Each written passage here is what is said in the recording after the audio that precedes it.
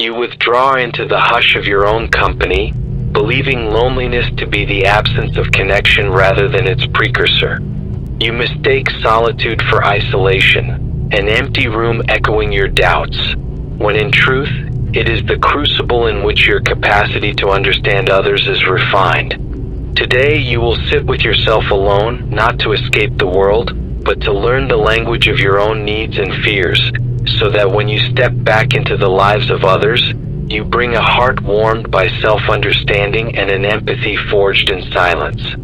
You begin by finding a quiet space, a bare chair in a sunlit corner, a moss-draped bench in a hidden garden, or the still depths of your own bedroom before dawn. You settle into the moment, letting the external world fade to a soft murmur. You close your eyes and breathe deeply, inhaling the solitude you once feared and exhaling the restless urge to fill every second with noise. You tell yourself, "Here I meet my own soul." In that meeting, you open the door to empathy rooted in self-awareness.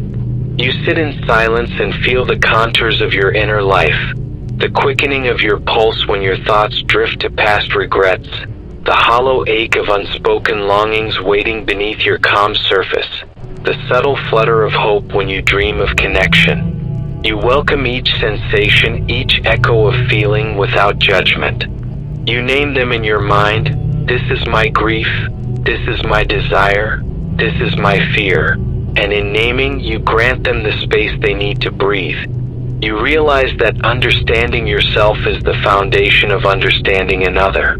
You reach for your journal, or your voice recorder if you prefer to speak, and begin to map these inner landscapes. You write, "Today I feel," and you fill the sentence with the color of your mood, restless, mournful, curious. You explore why that feeling emerged, the memory that summoned it, the dream that stoked it, the question it poses. You dive deep, asking, "What does this whisper about my needs?" You note the truth that surfaces. Perhaps you crave creative expression, perhaps you hunger for honest acknowledgement, perhaps you long to be of service without losing yourself. Each insight is a shard of empathy you will carry into your interactions. You pause then, letting your own voice settle in the space beside you. You imagine you are both speaker and listener, two halves of one whole, and you lean in as though to another's confession. You feel your heart soften at the vulnerability you hold. You learn that when you truly hear yourself with patience and kindness, you practice the skill of listening that will serve you in your relationships. You realize empathy begins with the gift of undivided attention. You rise and step into a mindful walk, breathing in the world around you with the clarity born of your inward exploration. You notice a passerby's expression, a neighbor's slumped shoulder, a friend's distracted glance. You consider how your own grief or doubt might color those features. You imagine the stories behind their faces, the fatigue of unacknowledged effort, the ache of unseen longing, the weight of unsaid sorrow. You let each observation kindle a quiet compassion in your chest.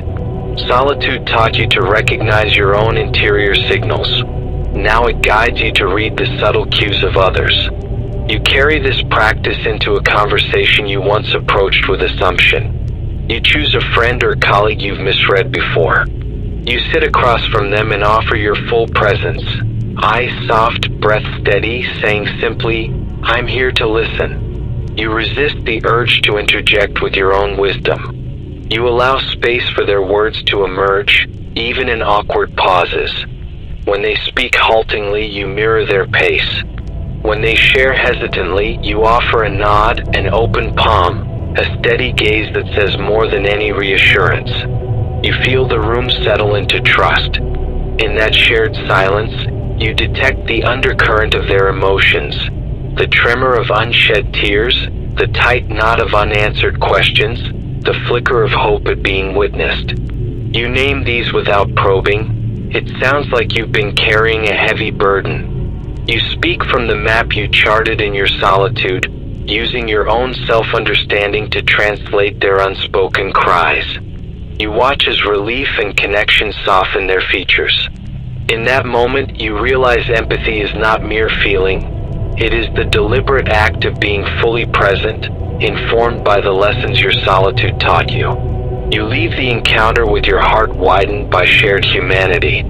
You sense how your own vulnerabilities have become bridges rather than walls.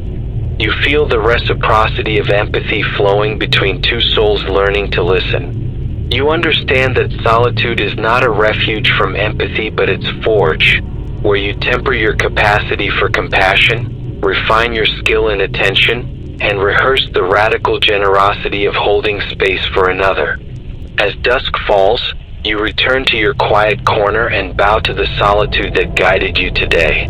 You journal the day's insights, the feelings you honored within yourself, the gestures of listening you offered, the shifts you observed in another's expression. You note the ripple effect, how one quiet moment led to genuine connection, how your self-awareness became the vessel for another's relief. You thank the silence for its patient instruction. You carry this ritual forward. Each week, a day of solitude where you practice listening to yourself with the depth you wish to bring to others. You integrate shorter pauses in your daily rhythm, moments where you stop the noise and attend to the whisper of your own heart. You teach yourself to see others through the lens of your own hard-won self-compassion. In time, you become a living conduit of empathy, a calm presence that neither flinches at pain nor rushes past it. You embody the truth that the most profound connection arises when one soul listens to another with the same devotion it once offered itself. And you know, in the silent chamber of your own being, you have forged an ally for every encounter that awaits.